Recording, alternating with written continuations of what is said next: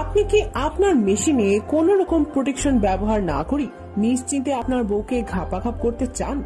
আপনি কি চান যে ঘাপাঘাপ করার পর আপনার বউ যেন গর্ভবতী না হয়? আপনি কি দিনের পর দিন কোনো প্রোটেকশন ব্যবহার না করে বউকে ঘাপাঘাপ করতে চান? যদি আপনিও মন খুলে দিনের পর দিন নিশ্চিন্তে ঘাপাঘাপ করতে চান তাহলে ভিডিওটি আপনার জন্যই। আজকে আমি আপনাদের জানাবো যে কোন ধরনের কন্ডম কিংবা পিল ব্যবহার না করে কিভাবে ঘাপাঘাপ করলে বউ গর্ভবতী হবে না। তো চলুন বন্ধুরা, ভিডিও শুরু করা যাক। আর অনেকদিন ধরেই ভিডিওর মাঝে কোনো ঘাপাঘাপ নিয়ে কথা বলি না মেয়েদের নিয়ে। আজ একটা অসাধারণ গোপন কথা বলবো ভিডিওর মাঝে, তাই না টেনে পুরো ভিডিওটি দেখুন, আপনার অনেক উপকারে আসবে।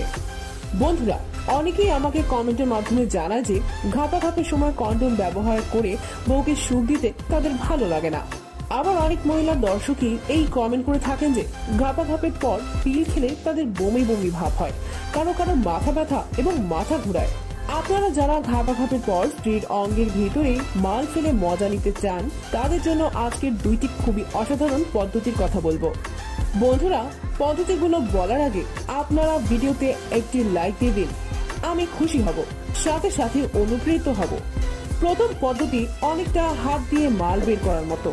স্ত্রীর সাথে ঘাপাঘাপ চলাকালীন স্বামীর যখন মনে হবে যে এই বুঝি তার মাল বের হয়ে গেল, তখন মেশিনকে স্ত্রীর অঙ্গের বাইরে নিয়ে এসে মাল পাক করতে হবে। এই পদ্ধতিতে আপনি হয়তো ভিতরে মাল ছাড়ার চেয়ে কম তৃপ্তি এবং মজা পাবেন, কিন্তু আপনার স্ত্রী গর্ভবতী হওয়া থেকে নিরাপদ থাকবে।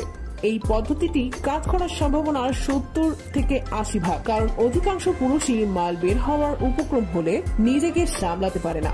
অনেকের পা কাঁপতে থাকে, তাই বেশিরভাগ ক্ষেত্রে মালের কয়েক ফোঁটা স্ত্রীর অঙ্গের ভিতর পতিত হবার আশঙ্কা থেকেই যায়। এই পদ্ধতিটা কন্ডম পিল তৈরির বহুকাল আগে থেকে পুরুষরা ব্যবহার করে আসছে। এই পদ্ধতিতেই প্রাচীনকাল থেকে মানুষ বংশ বিস্তার সীমিত আকারে রেখে আসছিল। এই নিয়মে ঘাপাঘাপ শুধুমাত্র তারাই করবেন যারা স্ত্রী গর্ভবতী হয়ে গেলেও অখুশি হবেন না, কারণ মাল পাক মেয়েদের অঙ্গের ভিতরে হবার সম্ভাবনা অনেকটাই বেশি থাকে এই পদ্ধতিতে। বলেছিলাম ভিডিওর মাঝে একটা গোপন কথা বলবো, আর একটু অপেক্ষা করুন, এখনই বলছি। দ্বিতীয় যে পদ্ধতি বলবো এটা সবচেয়ে সেফ এবং আনন্দদায়ক একটি পদ্ধতি। এটা হলো স্ত্রীর মাসিক শেষ হবার পর নিরাপদ দিনগুলোতে ঘাপাঘাপ করা। এই পদ্ধতিতে আপনি খুবই আনন্দের সাথে স্ত্রীর ভিতরে মালপাত করতে পারবেন, যখন ইচ্ছা তখনই ঘাপাঘাপ করতে পারবেন।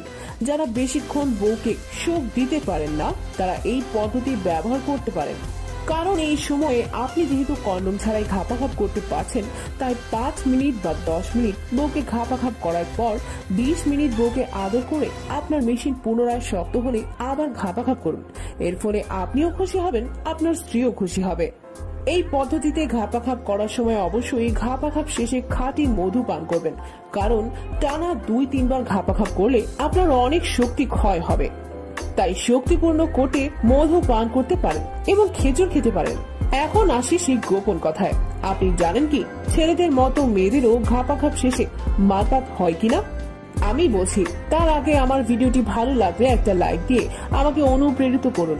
কমেন্ট করে জানান ভিডিওটি ভালো লেগেছে কিনা। ছেলেদের মতো মেয়েদেরও ঘাপাঘাপ শেষে মালপাত হয়, কিন্তু তার পরিমাণ থাকে অনেক অল্প। তো বন্ধুরা, আজ বিদায় নিচ্ছি, কাল আবার দেখা হবে।